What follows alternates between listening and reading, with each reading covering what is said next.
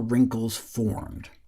Their origin and nature is said to be notoriously complex, but current thinking is that wrinkles occur where fault lines develop in aging skin. The process has been compared to an old leather glove, made out of skin after all, that develops creases at the joints due to repetitive stress.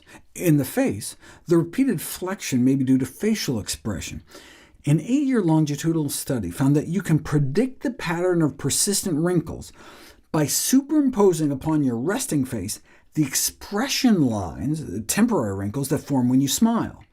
Over time, the skin folding caused by everyday facial expressions etches the temporary grooves into permanent wrinkles.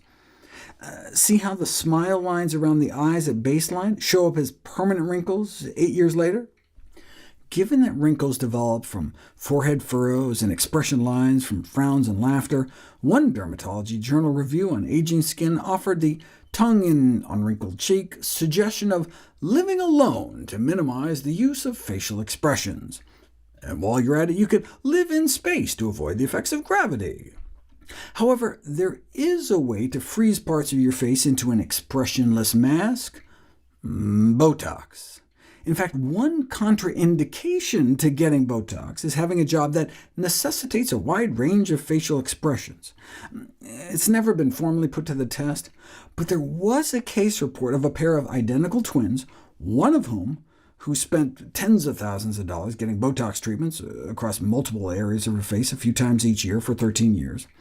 Compared to her non-regularly injected twin, she ended up with fewer imprinted facial lines.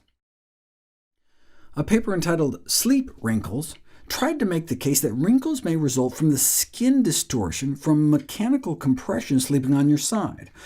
Of course, the primary author also is a partner in a company selling $160 quote-unquote wrinkle-fighting pillows. It turns out there does not appear to be any correlation between sleep position preference and the appearance of wrinkles. Speaking of questionable products, what about topical adhesive anti-wrinkle pads you paste to your face at night? Product claims include look up to 10 to 15 years younger, declaring a 70% reduction in wrinkles, but when actually put to the test for a month for crow's feet, forehead, or between the eye wrinkles, no objective benefits were reported at all. There did appear to be a placebo effect, in that subjectively the study participants felt the wrinkles looked better, but independent blinded evaluations by facial plastic surgeons of before and after pictures showed no significant change.